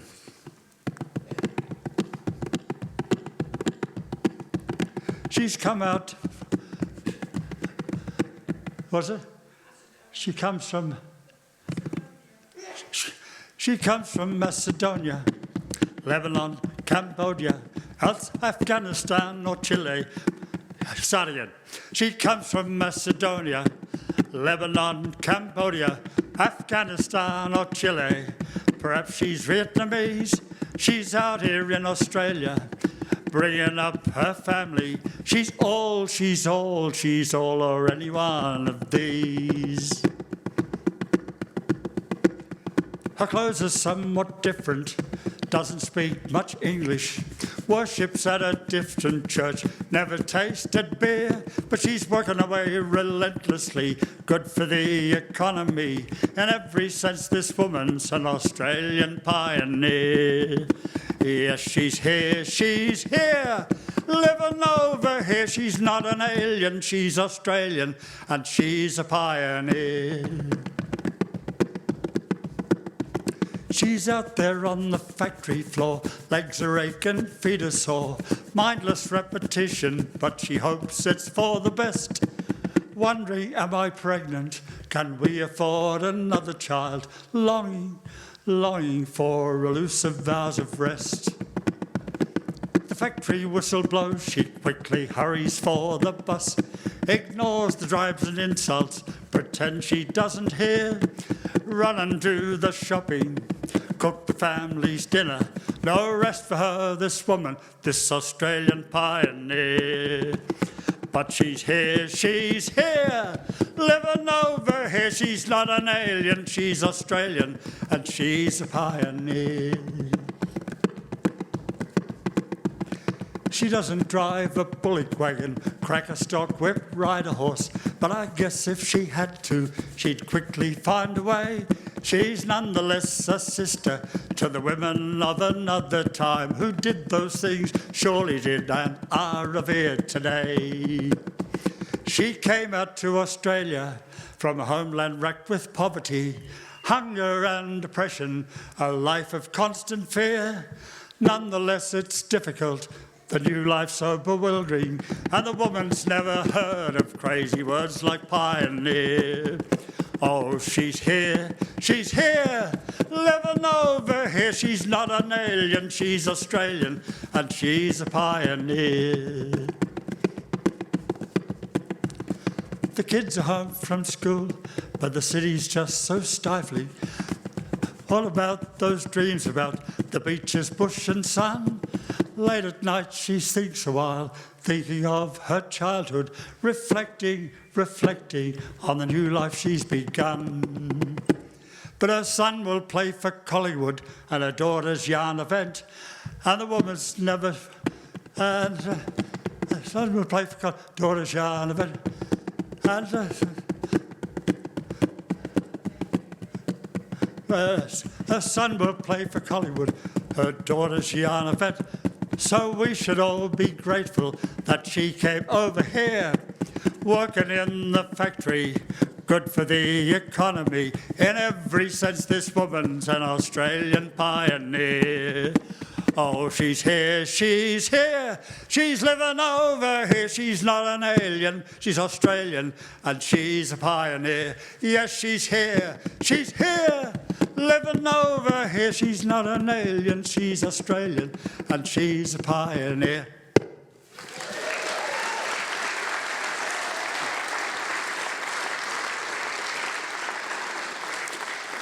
Talk about characters. Goodness me. I love the town of Maree. Who's been to Maree? If you haven't, put it on your list to go there one day. It's a unique town, little town. And as you're probably all aware, the old railway line used to run slap bang through the middle. And it was the place where camels were first brought into Australia because the railhead ended there. And the camel teams used to pick up all the loading and bring it north to the Territory and other places out bush. So on the east side of the railway line lived all the Afghans, or Gans as they were called, even though most of them came from Baluchistan. On the other side lived the rest of the town. They got on okay, but there were issues. As east was east and west was west, and as Rudyard Kipling would have us believe, east never the twain should meet. And so I wrote this song, this particular song, after I'd been there. I used to go to Maree. I've been there about 3 times, I think, where I just hire a room upstairs to finish off an album usually. And I used to come down each morning, and if there was anyone interested in the bar, I'd have a beer or coffee or whatever. If not, I'd go back to my room and have a sleep in the day and then work at night on my songs. So I come down this Monday morning and I'm just standing in the dining room making a cup of coffee, and bang, the door's open. In comes this bloke, this lean bloke, and he sits up at the bar He's got a little cigarette swag. He chucked it in the corner, chucked his hat, took out tin of tobacco, papers, lighter, big wad of money. He said, double rum and a beer chaser. The barman tried to engage him in conversation. He said, don't talk. He said, I'm not here to talk, I'm here to drink. So he sat there all day, rolling these fags, rum and beer chaser.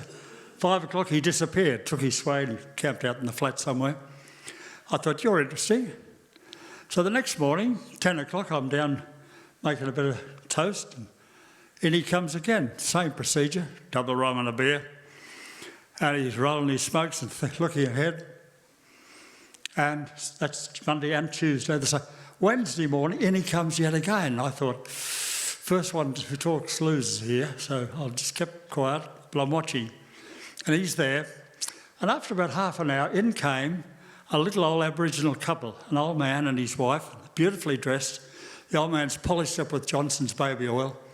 And he took his wife over to sat her down. And he went up to the bar and he ordered 2 little Stock and Station Agent beers, 2 little 5 ounces.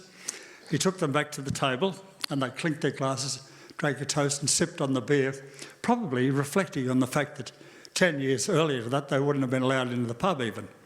Anyway, that was all very pleasant enough, and this bloke's looking straight ahead, smoking, drinking. And then in come 2 local hoons, and they're going to play snooker, aren't they? And they've had a lot to drink already, or something to affect their minds. And they sat at the table, and they're not very good players, so they start to swear a lot. Double rum and coke they ordered, they're swearing a bit.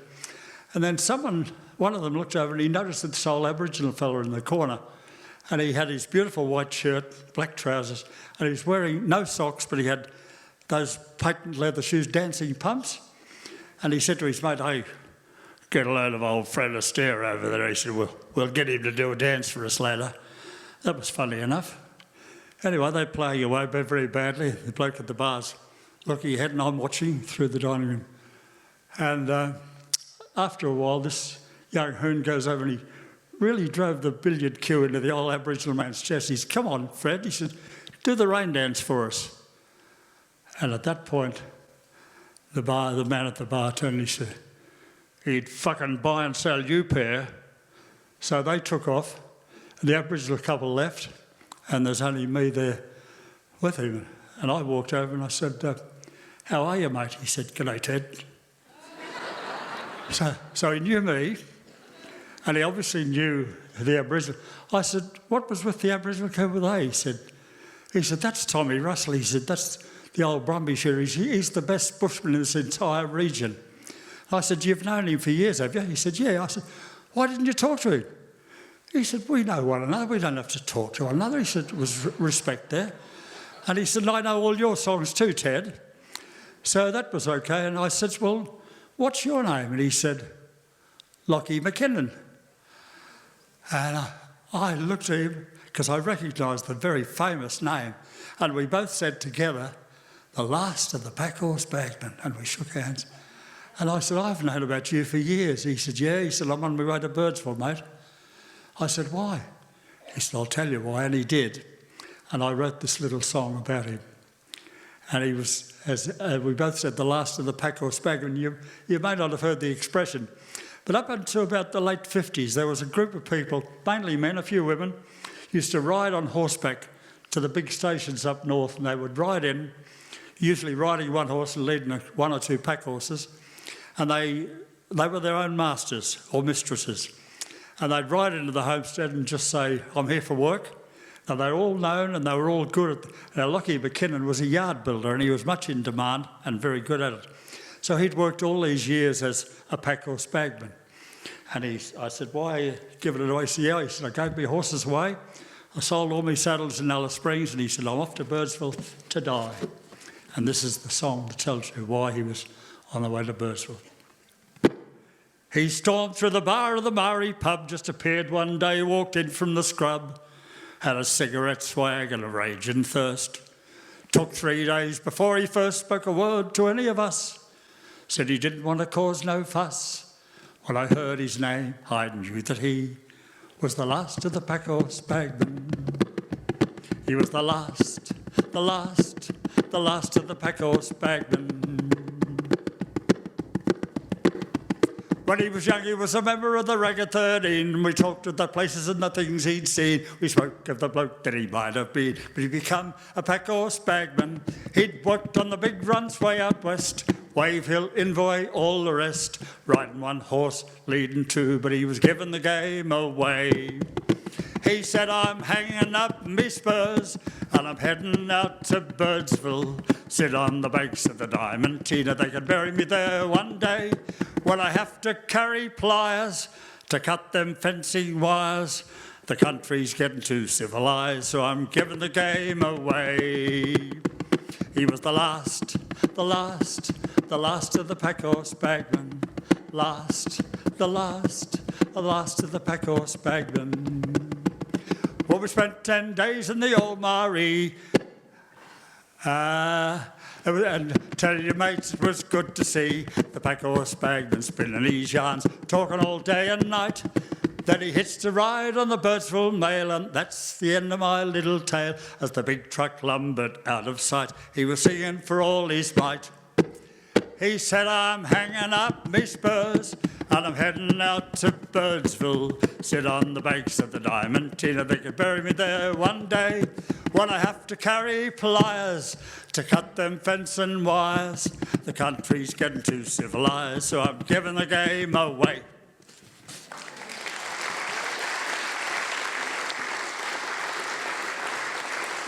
Well, he went to Birdsville, but he didn't die there. He eventually came back and he died in Catherine. He's buried on the Catherine River there. And when I started singing the song, Neris and I are good friends of Maggie Beer and her husband Colin. And Colin said, you're talking about my uncle there. So whenever we have our Barossa lunch each year, I've always got to sing the pack horse bagman for Colin Beer, and it's a thrill to do it. The pack horse bagman. Now, what am I singing about? Yes, serious business. As you can spot, there's a lot of merchandise in the foyer, and I'm here. The splitter today is Friends of Araluen take the ticket sales, Araluen Theatre take the bar, and Ted Egan sells the merchandise. And I needed to pay for my... Did you notice I've got a new eye? I had this big surgery on my head, and I lost the sight of this eye, but I've now got a new eye, and I prefer it to the oldie, really, because it's nice to be pretty again. We call it doing a Scotty Balfour, because Scott also has an artificial eye. But one of the main things I want to sell is this Anzacs, which I consider to be the finest work I've done in my entire recording life of 50 years. And I spent a lot of money, as you can see, on this project. And I went to the Department of Veterans Affairs, thinking that they might support me. And this snoozer said, we're going to have to refer you to the Minister for Veterans Affairs, of course. I said, oh, yeah. And they said, yes, the Minister owns the word Anzac, and you can only use it with his permission. I said, well, I thought that it might belong to the people of Australia and New Zealand. They said, no, the Minister controls the word, and you've got to get his permission. So we duly sought the Minister's permission, and he said, no. He said, you're obviously only going to make a quid out of the Anzac story. And I said, but hang on, the reason I did it, my mother had 3 Anzac brothers. How do you shape up? And he didn't answer that, but I got a very nasty letter from him saying, because you're only in this for commercial reasons, we have decided not to support you. So I have a lot of the copies of what I call my Anzacs kit, which is this beautiful book with a CD in the back inside cover, and we're selling it today as the Anzacs kit.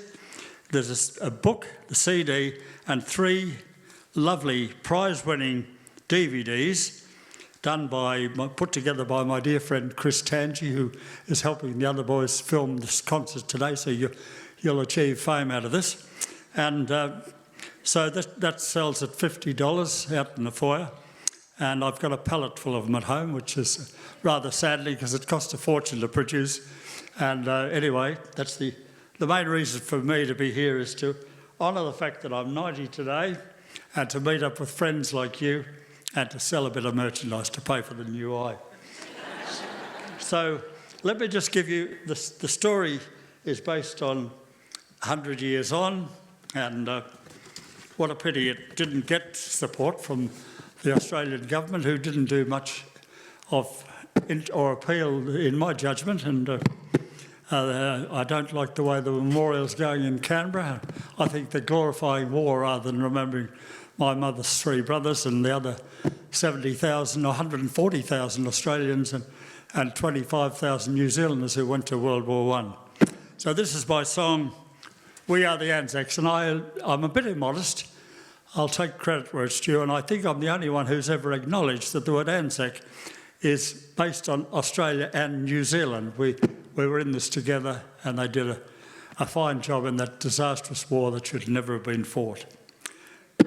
We are the Anzacs and we're true blue, from Australia and New Zealand to we're from down under. And we're telling you, we're boozers and we're skiders, but we're bloody good fighters too. We might curse and swear, but we'll be right there. When the fighting, we won't turn our hair. When the whips are cracking, everywhere you'll find the Anzacs. We've got shearers and drovers too. We've got city swells and lots of blokes named Blue. Our horsemen are the world's best yet. Ned Kelly's our CEO, and don't you forget, would we go AWL? Don't be absurd. Discipline. Now there's a dirty word, we'll shout Marlish and give it back sheesh, 'cause we're the Anzacs.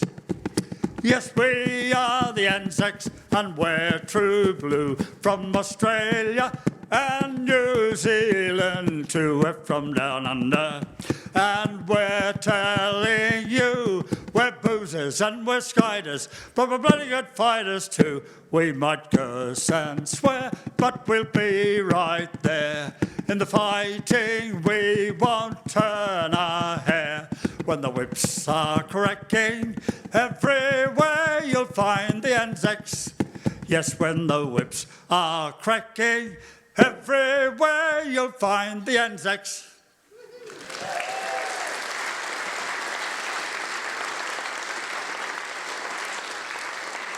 One of the DVDs put together by Chris, award winner, Chris Tangi for these, and it's called A Song for Grace. Grace was my mother, and she was the most anti-war person I ever knew in my life, I've ever known in my life, because she pointed to the futility of war. Her three brothers went, all served at Gallipoli. Jack was killed at Gallipoli, and then Bob went on to the Western Front and was gassed and shot several times, and then repatriated. He was injured and repatriated, and on his way back to Australia, the ship got torpedoed, and he spent two days in the Atlantic Ocean hanging onto a plank of wood. Anyway, he came back and led a very successful life as a farmer, raised a wonderful family. But the real tragedy, was Martin, who went away 6'2", looking a bit like Errol Flynn, little moustache, and he came back a shell-shocked wreck. And the slightest noise, and my mother used to get furious at people who laughed at him. And she'd say, that's the payment he gets for fighting for you. And so the Song for Grace, which is sung beautifully by Neris, and it's one of the three in the Anzacs kit. Now, a couple more songs. I've been so lucky all my life, and I worked for the Native Affairs, as it was called, which became the Department of Aboriginal Affairs, and then I joined the Council for Aboriginal Affairs run by that great Australian Dr Nugget Coombs, and I worked directly to Dr Coombs as a research officer, one of his three researchers, and he wanted to keep abreast of happenings around Australia, and so we became involved in both the Yirrkala land rights case and, more importantly at the time, the Gurindji walk-off. And I was sent by Dr Coombs. I knew something of the Gurindji and their circumstances, but I was sent by Dr Coombs to sit down with old Vincent Lingiari for a while and report back to Dr Coombs. And eventually when the decision was made that they would be recognised as traditional owners, I was told to go and tell Vincent that he's going to be given a lease of the land. Prior to that, I'd written my little song about the various incidents, and any of you who write songs will know that it's usually best done at about 3 a.m. And the previous day I'd heard this minister in Parliament, and he stood up. He said, if these Gurindji want some land, why don't they do what any decent Australian would do? Why don't they save up their money and buy some? And I thought, hang on, China, you weren't there. You weren't at the Wayville races in 1953, I was. And on that day, I saw the Gurindji stockmen lined up. None of them had ever touched money in their lives, and each was given a £5 note. That was the first time any Gurindji person had touched money. So how they could have saved, even if they should have saved, I didn't know. So I wrote this song on the 8th of September, having heard this joke the previous day.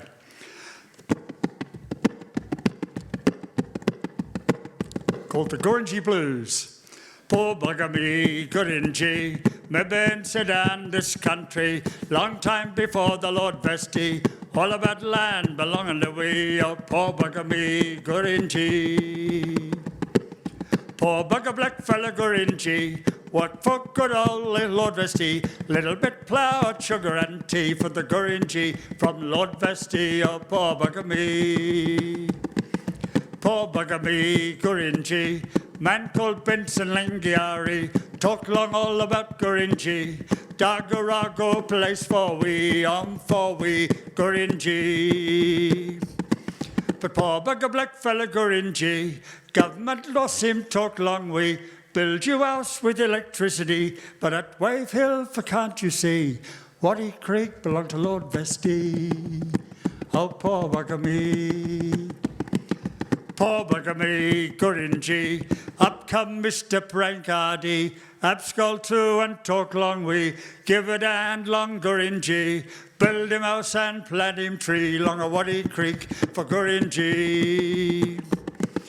Poor bugger black fella Gurindji, government law him talk long we, can't give it land long black fella see, only spoil him Gurindji, poor bugger me, Gurindji. Poor bugger me, Gurindji, Peter Nixon talk long we, buy you own land, Gurindji, buy him back from the Lord Vesty, oh poor bugger me, Gurindji. But poor bugger black fella Gurindji, suppose we buy him back country, what you reckon proper fee? Might be flour, sugar and tea from the Gurindji to Lord Vesty, oh poor bugger me. Oh, when the tip on the gallow, we are prigging the upper, we are a Monday, a poor bugger me, but a good, whoop!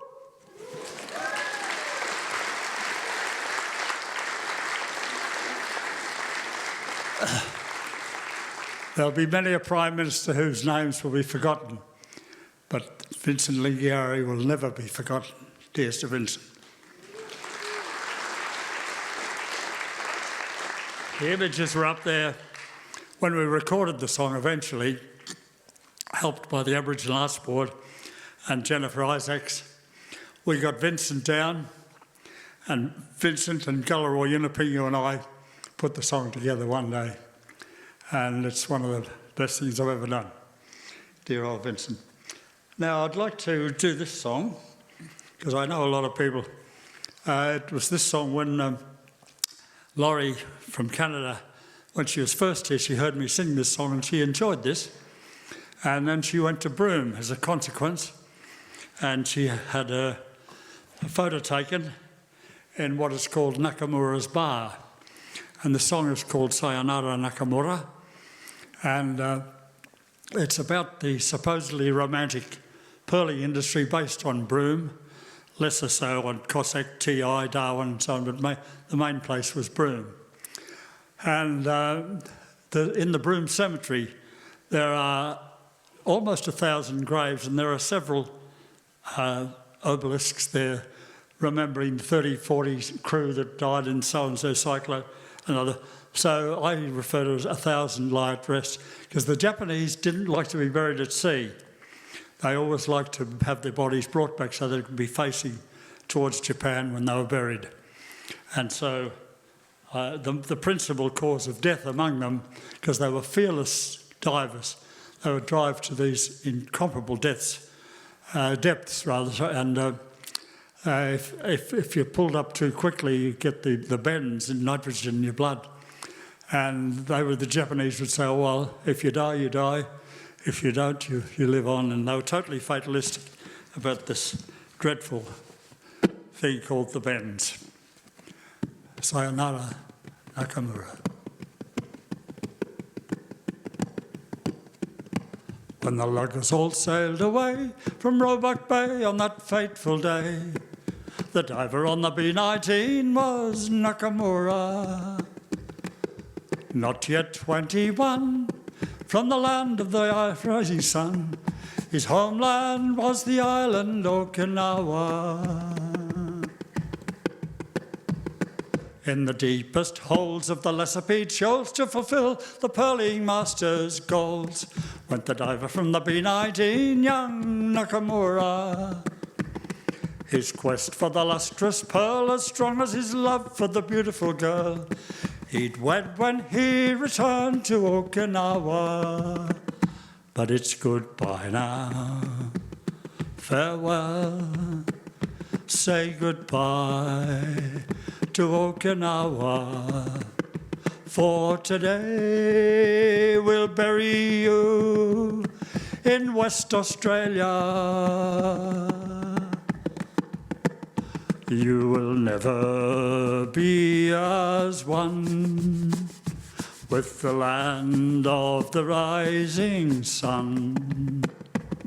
Sayonara, sayonara, Nakamura. From the west, from the came a tropical squall, and the mercury began to fall. 40 fathoms deep was Nakamura. Set sail, no time to stage, for the storm began to rage. So they dragged to the surface the boy from Okinawa. The agony's in his eyes, an old Malay man cries. He knows that the bends have got young Nakamura. Helplessly they cursed as the diver's lungs near burst, and he died on the deck, the boy from Okinawa. Goodbye now, farewell, say goodbye to Okinawa. For today we'll bury you in West Australia. You will never be as one to the land of the rising sun.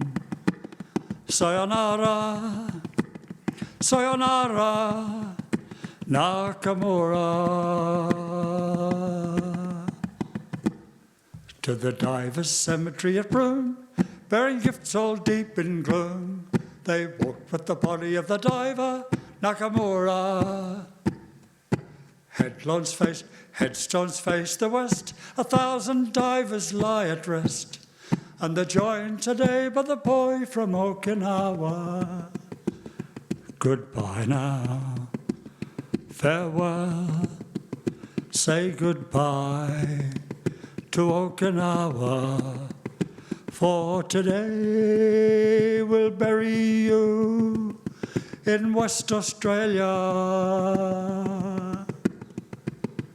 You will never be as one with the land of the rising sun. Sayonara, sayonara, Nakamura. Yes, it's goodbye now, farewell, sayonara Okinawa. Kimi ga Nemorochi, Nishi Australia. Mo kai renu soko kuni, Itoshiki furusato. Sayonara, Sayonara Nakamura. Sayonara, Sayonara Nakamura.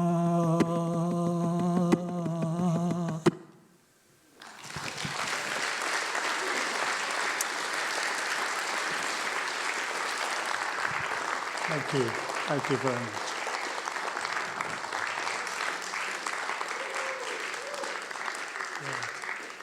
Where's young Dan?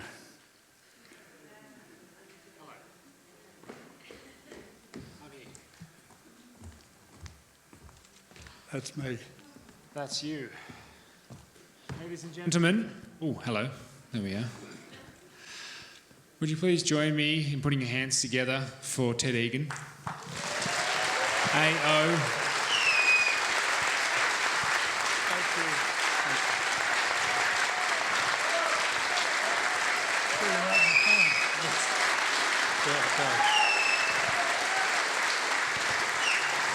You are going that way? No, yeah. Do you want to go downstairs?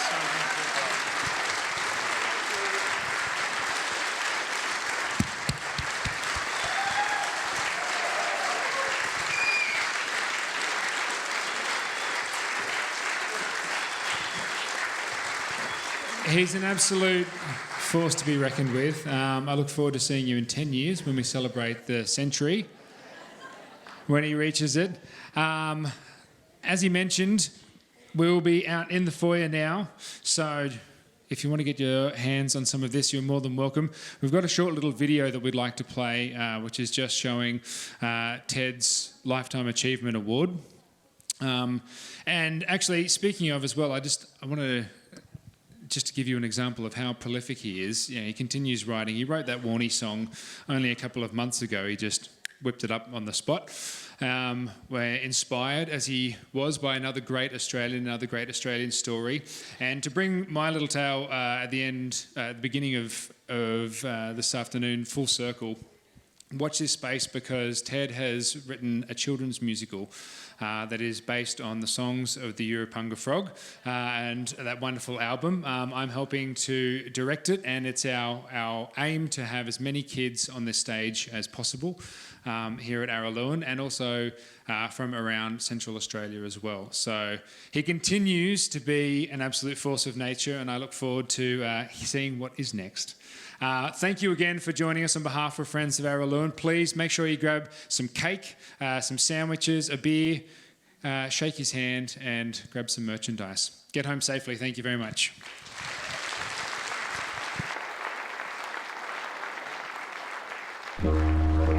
Ted Egan is an Australian bush legend. He's one of the most iconic and prolific artists on the country music scene. With his deep connection to the Northern Territory and its remote Aboriginal communities, he maintains a unique position within the industry. Ted relocated from Melbourne to Darwin in 1949 at the age of 16, a move that nurtured his fascination in Australian history, its people, and the Australian way of life. Since this time, Ted has established himself as a singer, songwriter, activist, author, historian, and TV personality. But if you ask Ted, he's just an old bushy fella who writes songs about the people of Australia. During his early years in Darwin, Ted worked throughout remote areas of the Northern Territory for the Department of Aboriginal Affairs, and later became a well-loved teacher at bush schools. He often lived off the land and quickly adapted to their way of life, learning to speak and sing in Australian Aboriginal languages. Ted began his recording career in 1969 with Drinkers of the Northern Territory, and ever since has been writing and recording songs themed around Australia and Indigenous issues. He's written 10 books and recorded over 300 songs across 30 albums. The Ted Egan Show ran in Alice Springs for over 30 years, with Ted regularly performing on the country music and folk circuits, playing his beloved percussion instrument, a Foster's beer carton, or as he likes to call it, his Fosterphone. In 1981, Ted was inducted into the Country Music Hands of Fame, and in 1995 was recognised for his significant contribution to Australian country music by being inducted into the Roll of Renown. He's a 19-time Golden Guitar Award finalist, and in 2000 picked up a golden guitar for his video clip, The Drover's Boy. Ted has also left his mark in the world of television, presenting and writing the theme song for the highly acclaimed series This Land Australia, which then led him to co-host The Great Outdoors. But there's something more to the magic of this trip. I'd call it freedom. From 2003 to 2007, Ted served as the 18th Administrator of the Northern Territory, during which time he became an Officer of the Order of Australia for his ongoing contribution to the literary heritage of Australia through song and verse. 2010 saw Ted release his 30th album, Saving the Best, which sees him look back on his most memorable musical moments, as well as pay tribute to some of his favourite Australian songwriters. Career achievements aside, Ted has always been most proud of his parents for giving him good genes and for being a devoted father of 4. Over a career that spans 65 years, Ted has always succeeded in showing us the raw beauty of our country, the outback and its people, reminding us all how fortunate we are to live in Australia. Try to understand this land Australia. Take her as she is, her moods, her mysteries. Mother of us all, beneath the sun.